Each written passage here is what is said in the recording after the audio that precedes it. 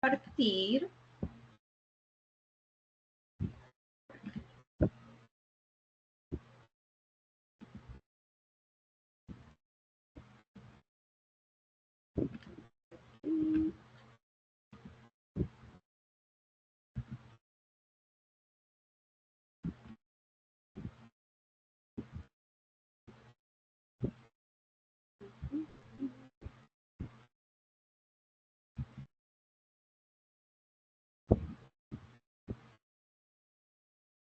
Listo.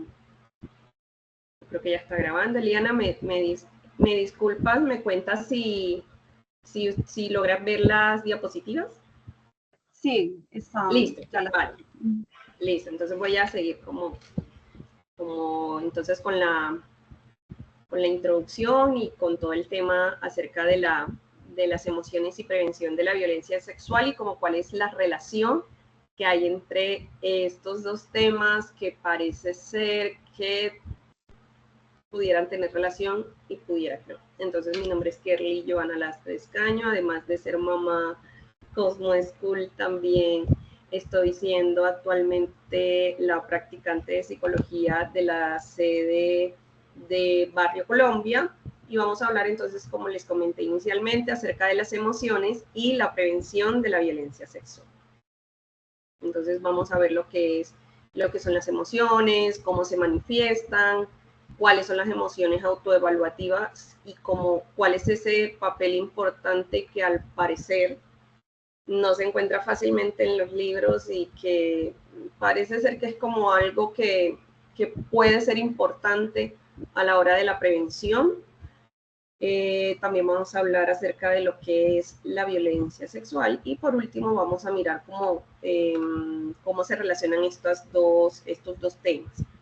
Al final les voy a solicitar que si tienen dudas, si tienen preguntas, si tienen comentarios y también voy a, si desean, pueden dejarme como su correo para poder enviarles tanto la grabación como la presentación y otros recursos.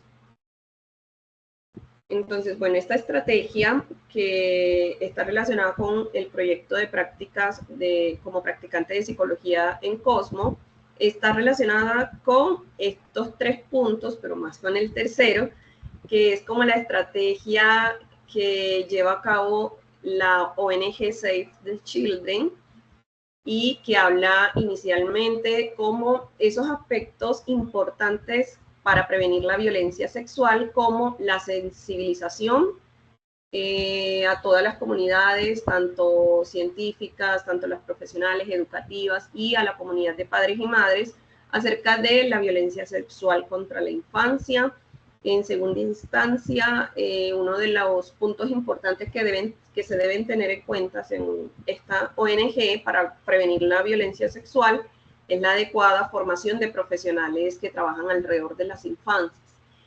Estos 2 puntos realmente se están llevando a cabo en un montón de lugares, en un montón de partes, vemos como estos 2 puntos, cierto. Sin embargo, el tercer punto, que para mí es uno de los pilares más fundamentales de la prevención de la violencia sexual, es la educación de los niños y niñas para su propia protección. O sea, suena duro, suena cruel, y es que las estadísticas no mienten, siguen siendo personas muy cercanas los que son agresores, muy cercanas, se ganan la confianza de los niños y por eso es importante que los padres, las madres, los cuidadores y toda la comunidad educativa conozca cómo se manejan las emociones alrededor del tema para educar a los niños y a las niñas, para que ellos puedan protegerse en los lugares en los que nosotros no alcanzamos.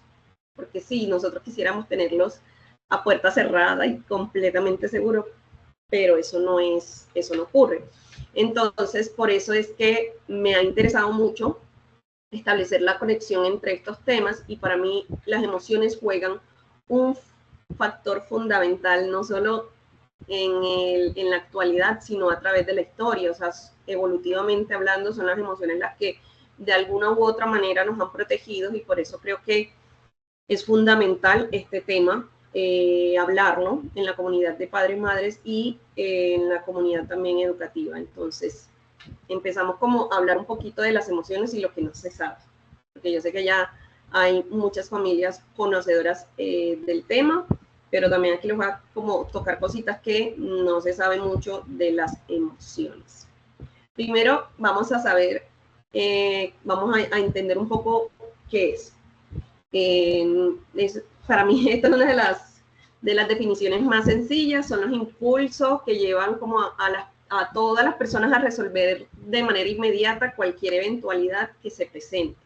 De hecho, emoción, la palabra emoción viene del latín movere, que implica un movimiento, una acción, un actuar de manera involuntaria, ¿sí? O sea, como que no es que yo decido, no es que a través de mi razón yo decido tomar una decisión, actuar de X o Y forma, sino que es una cosa, es algo que es muy rápido y que se manifiesta en estas tres, digamos, formas, ¿verdad?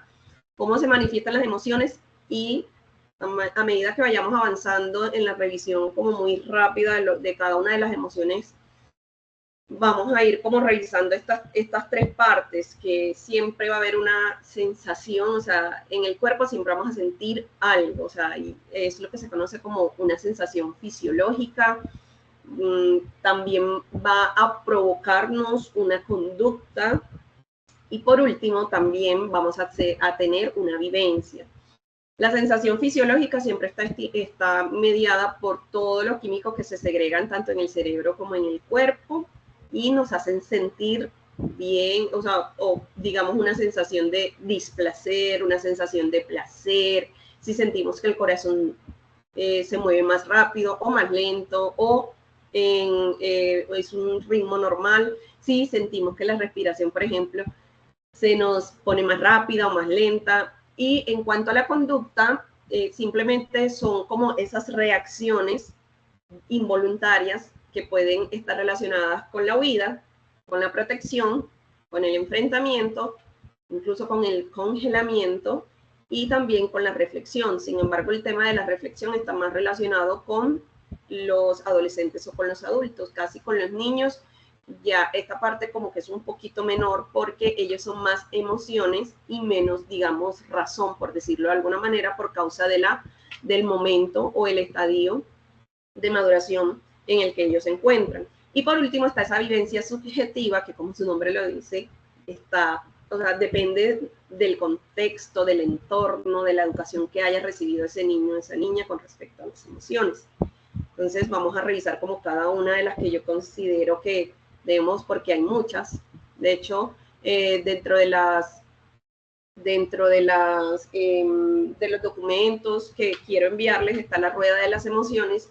A mí me gusta mucho el tema de la rueda de las emociones, que es de la que encontré, que es de un autor que se llama, tiene un nombre, un apellido que no sé, yo lo pronuncio todo chichombiano, Pluchis, o sea, mejor dicho, ahorita se los cuento mejor. El asunto es que él explica cómo las emociones se relacionan entre unas y otras, y estas emociones, cuando se relacionan o sea, cuando se producen como de manera, digamos, en conjunto, dan como el nacimiento de nuevas emociones, mejor dicho, y por eso no se sabe a ciencia cierta o con exactitud cuántas emociones hay, ¿cierto? A veces nos han dicho que 5, que 10, que 8, que 6, que 7.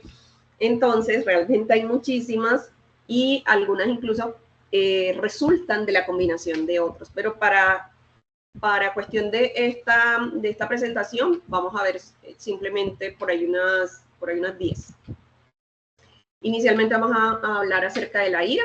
Entonces, la ira, vamos a hablar de esa reacción fisiológica o de esa respuesta fisiológica que yo la he llamado aquí como la siento. Cómo siento esa sensación, cómo siento como la ira en mi cuerpo. Es esa frase muy famosa de sentirme caliente, es decir, de sentirme así como muy dispuesto para la lucha especialmente, es displacentera, se siente tensión muscular, se incrementa la presión arterial, la respiración es rápida, se aumenta la frecuencia cardíaca y se reacciona con mayor energía, expresión de te quiero poquito o nada, ¿cierto? Actitud de defensa y de agresión. O sea, esta es una emoción que básicamente te predispone más al enfrentamiento, a la agresión, que al escape, que a la huida o a la evitación. Sin embargo, también puede ayudar a expresarse, o también se puede expresar de esta manera cuánto se siente. ¿Cómo se vivencia? Tiene que ver mucho con el entorno, con el contexto en cuanto se está en el momento, o sea, con quién lo están viviendo, si es con una persona, pues si es, por ejemplo, en el caso de un niño, si lo está viviendo con otro niño, es muy diferente cuando la vive con sus propios padres, o es muy diferente cuando la vive con una niña o con un niño, por ejemplo. Entonces, recordemos que esta vivencia siempre va a ser subjetiva, de acuerdo como a cada caso. Y lo que más me gusta de las emociones es esta función. O sea, todas las emociones tienen, digamos, como el lado bueno de la emoción. Y es lo que se conoce como la función adaptativa. Entonces, la función adaptativa es ¿para qué me sirve esta emoción sentirla y por qué es importante no reprimirla? Pues me ayuda a la adaptación, me ayuda a la supervivencia, ayuda a los niños y a las niñas a enfrentar las situaciones difíciles, prepara la mente y el cuerpo para defenderse. Y hay una partecita que a mí me encanta de la ira, y es que nos ayuda a establecer límites claros y a comunicarlos de manera efectiva. O sea, miren la importancia de las emociones, y porque es bueno, no digamos favorecerlas, sino gestionarlas, dejarlas sentir, ¿verdad? Y por supuesto, afina las funciones mentales y motoras, acelerándolas para reaccionar más rápido y mantenerse en estado de alerta por periodos prolongados. Este video, bueno, creo que no es el que o así, mentiras. Este sí es. Ansiedad tiene razón. Nos necesitas como los necesitas. Y eso puede. Claro que puede. Y vas a cometer más. Miren aquí, por ejemplo, cómo está, o sea, cómo la emoción de ira o furia, como le llaman en esta película de Pixar, perdón, cómo actúa en este momento, como para identificar cuál es esa función, una de las funciones adaptativas de la ira. Por ejemplo, ahí está siendo como consciente de algunos errores que cometió Alegría. Ansiedad tiene razón. Nos necesitan como los necesitan. Y eso puede. Claro que puede. Y vas a cometer más. Pero si te dejas ganar por eso, mejor nos tiramos al suelo y nos rendimos.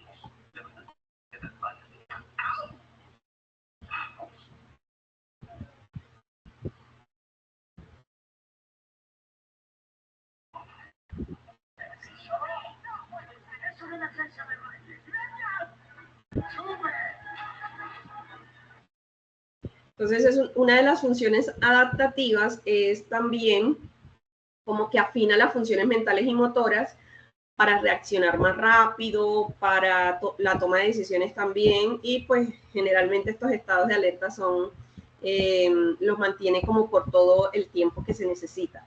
Entonces, para terminar como el tema de la ira, es importante saber que no se reprime, que se debe sentir y que se debe gestionar. Una frase que yo les repito constantemente a mis hijos es, por ejemplo, tú tienes todo el derecho de sentirte enojado, de sentirte con ira, pero no tienes el derecho de golpear a los demás, ¿ya? Entonces es importante que los niños y las niñas sepan que pueden sentir ira, que es normal sentir ira cuando ocurre una injusticia, cuando ocurre algo que a ellos no les agrada, por ejemplo, cuando se les colocan límites o se les colocan normas, es normal que reaccionen con ira, pero hay normas sociales o normas establecidas en cada una de las casas que se tienen que cumplir aunque no les agrade, ¿verdad? En cuanto a la tristeza, ¿cómo se siente? Es una emoción displacentera, no me gusta llamar emociones positivas ni negativas, y no, digamos, no porque generalmente la palabra positivo y negativo está relacionado con lo bueno y lo malo, y hay que entender que de pronto lo bueno y lo malo está relacionado más con la moralidad de cada persona, ¿verdad? Lo que para algunos es bueno, no necesariamente para todos lo es, o viceversa. Entonces, me gusta más llamarlas como, digamos, emociones displacenteras o emociones placenteras. En el caso de la tristeza y de la ira, la mayoría de las veces suele ser displacentera, pero en algunos momentos puede ser placentera. Entonces, pero en la mayoría como de las veces es una sensación displacentera, dan como esas ganas de llorar, altera incluso a veces el apetito, genera malestar físico, ¿verdad? A veces genera dolor de cabeza, a veces da dolor en el pecho, se siente como una tensión a veces. También se disminuye como la respiración, el ritmo de la respiración, también se disminuye el ritmo cardíaco y se reacciona,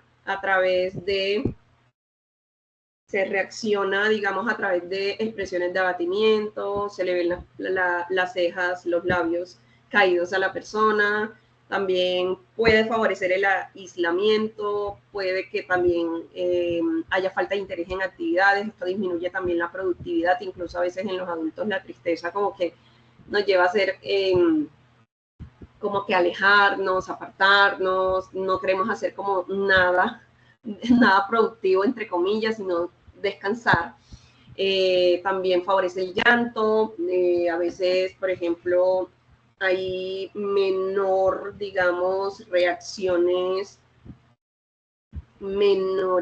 reacciones de comunicación verbal, sin embargo, se comunica a través de otras formas, el hecho que a veces que de uno desee como consuelo, entonces se busca también apoyo de otras formas, no necesariamente como a través de la comunicación verbal. ¿Cómo se vivencia también? La vivencia es como dependiendo del contexto, ¿verdad? A veces se sentirá pérdida, vacío, todo depende. Y vamos a hablar de lo que a mí me gusta hablar, de la función adaptativa de la tristeza, que es como digamos, para lo que nos sirve la tristeza.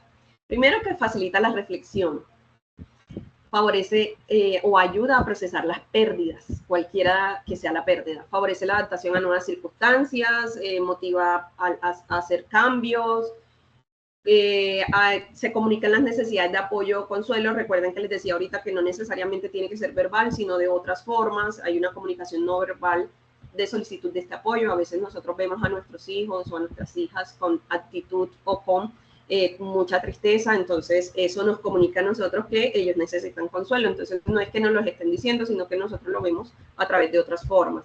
Favorece el autocuidado porque nos invita, por ejemplo, a veces acostarnos, a desconectarnos como de cualquier situación a través de una película, a través de una reunión, porque cierta situación nos hace sentir como displacer o malestar, entonces favorece como esas pequeñas acciones de autocuidado, favorece también la empatía y fomenta el hecho de que la persona sea más cuidadosa y considerada. Y aquí miramos como esa función adaptativa.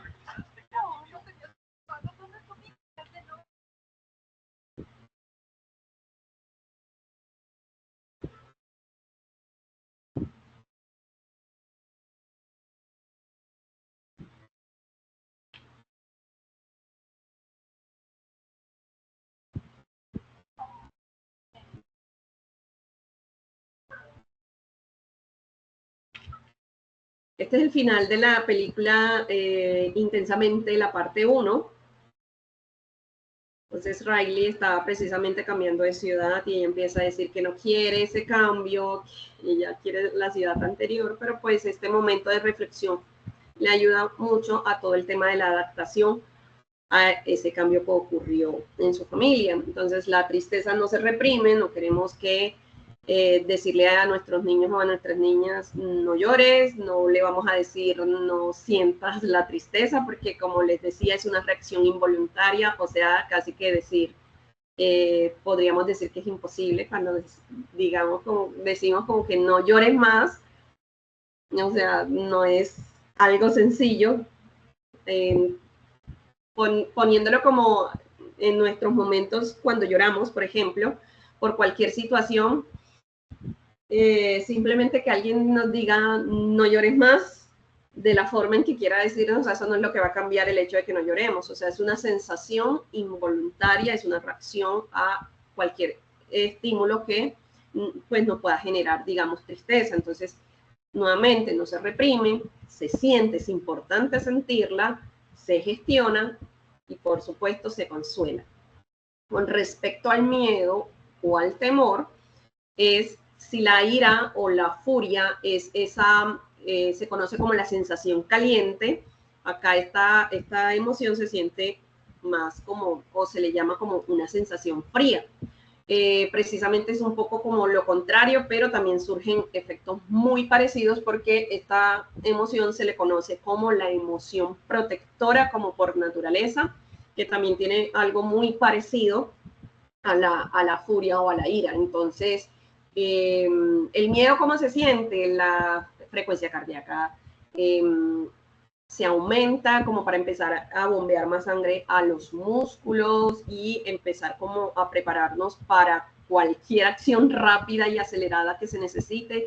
Se empieza a sentir la tensión muscular, se dilatan las pupilas, hay sudoración, náuseas incluso porque se disminuye como toda esa función digestiva. Por supuesto, no necesitamos comer en el momento de que tenemos miedo, necesitamos estar preparados para cualquier evento, para cualquier acción que tengamos que hacer. Entonces, la función digestiva se se disminuye y se agudizan más los sentidos, o sea, estamos súper vigilantes.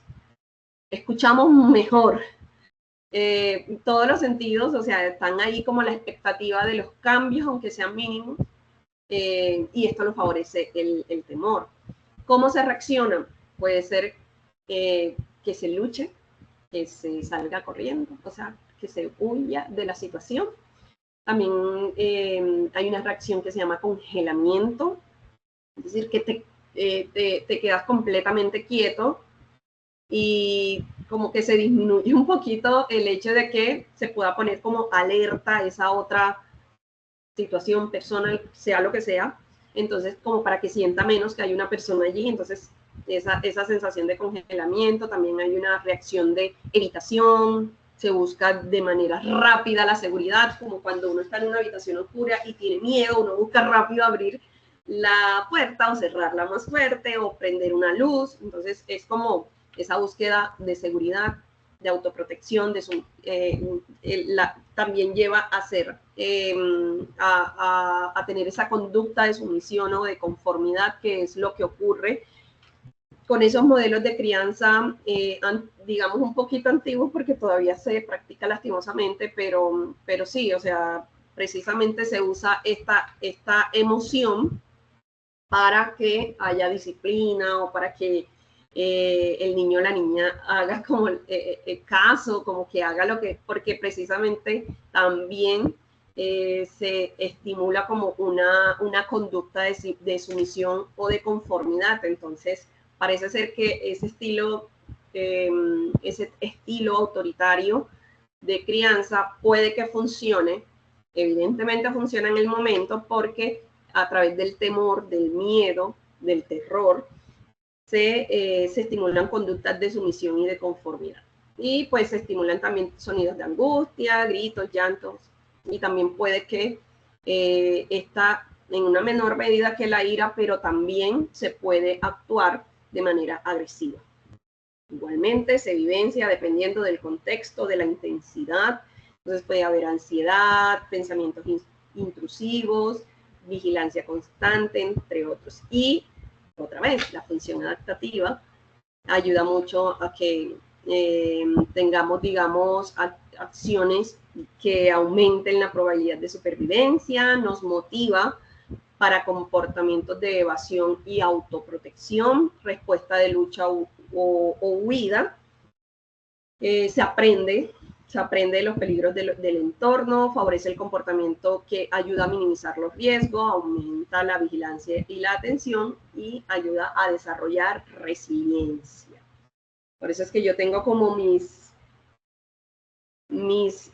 amor-odio con la resiliencia, porque o sea, los eventos que favorecen la resiliencia tienen que ser altamente muy negativos, digamos, para que se pueda favorecer el hecho de que una persona sea resiliente. O sea, tiene que haber pasado por momentos de alto estrés para que sea una persona resiliente.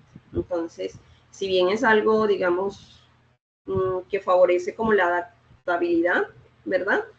Pero para llegar a ser resiliente se tiene que pasar por altos niveles de situaciones estresantes. Entonces ahí tiene como su tema, el tema de la resiliencia, tiene como algunos detalles que habría que revisar como con lupa. Y la frase que les dejo de esta emoción es: el temor se acompaña, no se reprime, se gestiona y te protege. La alegría es si las otras eran, digamos, sensaciones displacenteras, la alegría es una sensación placentera, de bienestar, de relajación, de reducción del estrés, o sea, mejor dicho, como queremos andar nosotros siempre. Favorece la respiración rítmica, oxigena el cuerpo, disminuye las hormonas del estrés, mejora la función digestiva, o sea, en este caso sí favorece como esa función muy diferente a las otras emociones que hemos visto que disminuyen la función digestiva. Acá no, acá la mejora. Y da mucha sensación de tranquilidad. ¿Cómo reacciono? ¿Cómo es la forma de manifestarla? A través de las risas, de la sonrisa, aumenta la energía, favorece la actividad física, favorece la socialización, la generosidad, el altruismo, favorece las conductas de celebración y creatividad. Se vivencia de acuerdo al contexto, puede sentirse bienestar. O euforia, por ejemplo, que es como, la euforia es como la forma máxima de cómo la alegría. Se puede sentir placer dependiendo de lo que esté ocurriendo. Y la respuesta o la función adaptativa, imagínense, si la ira, si el temor tiene función adaptativa, pues la alegría, digamos, como que con más razón. Fomenta la sociabilidad, las relaciones interpersonales, favorece como la conexión, reduce el estrés, favorece, por ejemplo, fortalece el sistema inmunológico, por eso necesitamos mucho la alegría y estar alegres. Actúa también como analgésico natural por toda la, por los, digamos, por todo lo que se segrega en el cerebro. Funciona también como ese analgésico natural, ¿verdad? Así que si tú, por ejemplo, es bueno que hayan terapias de sonrisas o de risas o de alegrías cuando vas a atravesar, por ejemplo, momentos de dolor, como por ejemplo cuando te van a colocar una vacuna, puede ser. Entonces, eleva el estado del ánimo, bienestar, salud en general y facilita la adquisición de nuevas habilidades. Sin embargo, una de las cosas que yo les decía anteriormente, como por acá, por ejemplo, con el tema de la euforia, o también otros extremos como lo que se conoce como, que tiene como un nombre muy genérico, conocido como el positivismo, digamos, tóxico, por ejemplo. Y me gusta el videito, mostrárselos de alguna manera, como en este videito, de la forma en cómo reacciona alegría en esta escena.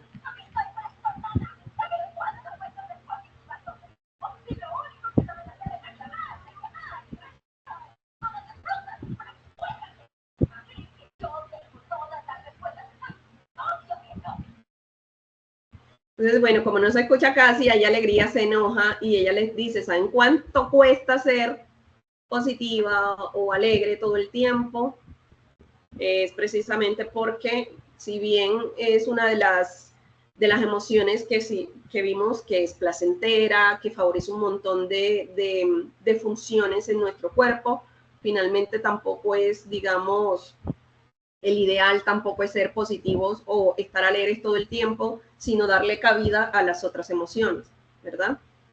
Entonces, la alegría es la emoción, entre comillas, a mí se me olvidó ponerle entre comillas a la palabra positiva, porque se conoce como esa emoción positiva. O sea, si hay algo que se empieza en cualquier libro, en cualquier lugar donde ustedes buscan definición de la alegría, empieza siempre la definición como la emoción positiva por naturaleza, pero no exageremos su uso. Entonces, es bueno estar alegre la mayor parte del tiempo porque tiene cosas muy placenteras, muy relajantes, la, digamos, emoción del bienestar, pero también es importante favorecer la gestión, el sentir las otras emociones. Está, para ir un poquito más rápido, y ya, yo creo que no tengo más videos. Pero entonces ahora seguimos, por ejemplo, con la confianza, también se siente muy parecida a la alegría, tiene como sensaciones muy parecidas, reacciones como muy parecidas también. Por ejemplo, aquí la forma, digamos, como se expresa es que la persona tiene la convicción de que no existe peligro, daño o prejuicio en el entorno. Se puede manifestar desde aceptación hasta admiración y también se vivencia muy parecida a la alegría. La función adaptativa, perdón que ahí me equivoqué y puse alegría, pero no, es la función adaptativa de la confianza, de todo lo que también es muy parecido a la alegría. Lo que aquí más rescato es que es la mejor emoción para garantizar el aprendizaje. O sea, ni siquiera la ira, ni el temor, o sea, ninguna de las otras que hemos visto garantiza tanto el aprendizaje como la confianza. Y es precisamente porque precisamente el niño, la niña tiene que, o el adulto o cualquier persona se tiene que ganar la confianza del niño como para que le pueda, digamos, prestar toda su atención y como conectarse completamente y tener la tranquilidad de que va a recibir algo de esa persona. Entonces, la frase que me gusta o que les dejo de la confianza es que favorece el aprendizaje. Tenemos estas, ya vamos a ir como más rápido y por eso yo dije, no, como a mí me quería como dedicarle un poquito más de tiempo a estas emociones, pero acá vamos a verlas ya como un poquito más resumidas, lo que es la sorpresa, la aversión y la anticipación o ansiedad. Por ejemplo, la sorpresa es una emoción neutra, que depende de qué tipo de sorpresa te vas a llevar tú, ¿cierto? Entonces, si está determinada porque es un evento inesperado, algo que tú no te esperas, entonces se reacciona dependiendo, con asombro y atención dependiendo de lo que estés, de lo que estés viendo, percibiendo. En ese momento está la aversión, que es una emoción que se experimenta ante estímulos repulsivos o desagradables. Está la anticipación o la ansiedad, que es como cuando, o sea, se experimenta como cuando se van a esperar eventos futuros con interés, ¿verdad? Con gran interés. Entonces, siempre cuando estamos, por ejemplo, a veces los niños que saben que el fin de semana viene un evento súper genial para ellos van a estar todos ansiosos como que, ¿cuánto falta para tal día? ¿Cuánto esto? Y entonces empiezan como a tener esas digamos, como reacciones. Y por acá, me parece que no quedó, quería como mostrarles las respuestas adaptativas, pero parece que no quedaron. Las respuestas adaptativas, bueno, entonces se las envío en los documentos que les voy a enviar. Y por último, quiero revisar como las emociones autoevaluativas, porque creo que les estamos dando poca importancia a estas emociones y son de las que más, como de las que más le podemos, digamos, o de las que más tiene como importancia a la hora de prevenir cualquier tipo de violencia sexual, y ya les voy a explicar por qué. En principio, es importante saber que estas emociones aparecen a partir de los 2 años, no aparecen antes, y ya les voy a decir cuáles son. Entre otras, hay más, pero quería como mostrarles el orgullo, presentarles a la vergüenza y presentarles a la culpa. Es importante que le pongamos, digamos, como atención a estas y revisar más información de estas emociones, porque estas emociones surgen a partir de la evaluación de uno mismo en relación con los estándares morales y normas internas o sociales. De acuerdo al desarrollo de los niños y las niñas, por ejemplo, en lo que está relacionado con el desarrollo moral,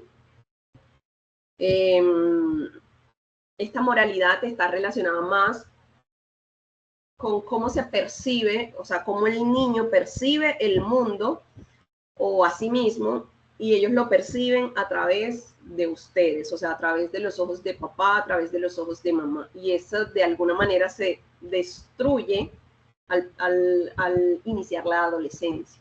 Entonces, los primeros años ellos siempre van a ver el mundo a través de cada uno de nosotros, a través de ustedes, y esa moralidad se construye de acuerdo a lo que mi papá, mi mamá creen. O sea que si, por ejemplo, si en tu casa hay una, digamos, hay un interés político por X o Y político, por decirlo así, eso está relacionado, por ejemplo, cuando salen niños o niñas hablando de X o Y político, eso está relacionado más es desde la forma en que su papá, su mamá y su entorno más cercano percibe a esa línea política o esa forma de ver como el mundo, digamos, desde la política. Entonces, pero eso no está relacionado tanto con lo del niño como tal, sino que está relacionado más con lo que percibe de sus padres, de sus cuidadores. Entonces, súper importante cómo nosotros como adultos nos vemos a nosotros mismos, porque así se verán ellos. También es importante cómo nos relacionamos con ellos, porque de la manera en que ustedes se dirijan a ellos, así es como se van a ver ellos a sí mismos. Y los agresores usan excelentemente estas emociones. Por ejemplo, no sé si alguna vez ustedes se han acercado, si alguna vez han escuchado hablar acerca de las partes privadas y acerca de las partes públicas. No sé si han, o por ejemplo, el semáforo, por ejemplo, que es una, digamos, una de las estrategias que se usa para decirle a los niños, no te dejes tocar las partes privadas, y las partes privadas están en rojo. Si alguien te toca esta parte privada, tú tienes que avisar. O, por ejemplo, si sabes que la parte privada nadie te la puede tocar, entonces los agresores saben que existe la vergüenza y la culpa y que cometen los actos, ¿verdad? Que ningún niño debería pasar por esos actos tan horripilantes. Ellos suelen sentir vergüenza, ellos suelen sentir culpa. Por ejemplo, si un niño pasa por una situación difícil que no quisiera que ninguno de nuestros hijos pasara, ellos les va a dar algo de temor contárselo a sus familiares más cercanos o a los adultos más cercanos, porque se van a sentir culpables, van a sentir, es posible que puedan sentir vergüenza o culpa, o que no voy a hacer sentir de pronto a ese adulto orgulloso de mí porque precisamente lo que me dijo yo dejé que pasara. Y recuerden que los niños no tienen ni la fuerza ni las habilidades cognitivas para enfrentarse a los agresores, que generalmente, y que pues y para que haya violencia tiene que ser, sí, y pues generalmente es más grande que ellos. Entonces, importante que cuando enseñen a los niños y a las niñas todo el tema de las partes privadas, de lo que no se puede dejar tocar, etcétera, etcétera, siempre terminen con esta frase: y aunque pasara, no importa, aquí estaré yo para ayudarte a atravesar eso. O sea, siempre que ustedes hablen de cualquier forma del tema para ayudar a disminuir o, perdón, para prevenir cualquier tipo de violencia sexual, ustedes siempre van a terminar cualquier tema, la van a terminar diciendo, y aunque pasara, ¿para qué? Para que el niño, la niña se sienta en la confianza de contarte, de decirte. Por eso el tema de las prohibiciones hay que tocarlos con pinza, es que te prohíbo que veas tal cosa. ¿Por qué? Porque precisamente son esas prohibiciones las que de alguna u otra manera van a alejar a los niños y a las niñas de sus adultos de confianza. Entonces, más bien se puede aplicar el acompañamiento cuando ustedes saben que, por ejemplo, ¿qué puede ocurrir, por ejemplo, con respecto a lo que les estoy hablando? Porque sí, aquí, como les decía, hay que agarrarlo con pinza, porque, por ejemplo, cuando se trata de normas y límites de la familia, no usen la palabra prohibición, mejor dicho. Usen cualquier tipo de, digamos, aquí en esta casa no mordemos, por ejemplo. Esa puede ser una norma, porque hay niños que muerden. Entonces se coloca la norma, pero no usen la palabra prohibido morder.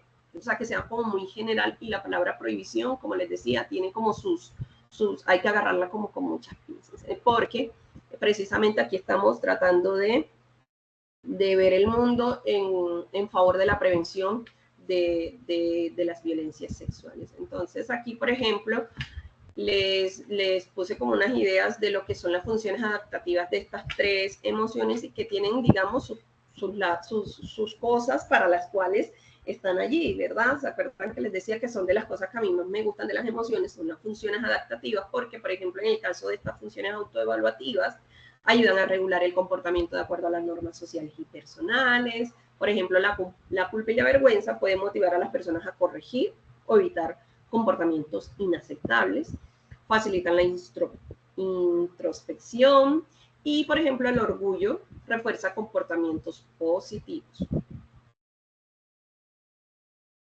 Nada que tiene que ver es todo eso. Bueno, ya les hice como una introducción para entender por qué tiene que ver como las emociones con la prevención. Primero, entender que la violencia sexual es real, que la violencia sexual es el acto de agresión, tentativa de consumar un acto sexual. O sea, que puede ser tanto el acto como tal o la intención. O sea, las dos ya son constituidas como violencia sexual. Puede estar relacionada con comentarios, insinuaciones sexuales. O sea, hay una lista de violencias sexuales, y que de eso ya también, como les decía, puede dar para otra clase. Aún es frecuente que los agresores y la sociedad responsabilicen a las víctimas de violencia sexual imponiendo culpa y vergüenza. ¿Por qué imponen culpa y vergüenza? O de que el niño miente, o sea, de que no es digno de confianza, porque las víctimas pueden sentirse de esta manera obligadas a tener un pacto de silencio, y eso lo que hace es que prolonga cualquier tipo de violencia sexual que estén viviendo los niños. Entonces, de aquí vamos a salir súper convencidos de que cualquier cosa que pase, siempre nosotros vamos a favorecer mantener la confianza y la credibilidad en los niños y las niñas que nos rodean. Y les dejo esta frase, que los niños y las niñas que no han sido educados en inteligencia emocional podrían ser más vulnerables de cualquier tipo de violencia. Y no solamente se habla de las violencias sexuales, sino de cualquier tipo de violencia. Entonces, bueno, yo creo que ya aquí termina como, sí, aquí termina como mi participación. Yo les voy a mandar, yo estaba grabando, a los que voy a dejar de grabar, de hecho. Voy a ver cómo se deja de grabar. Bueno, no sé si estaba así. Ah, bueno, sí. Voy a detener la grabación.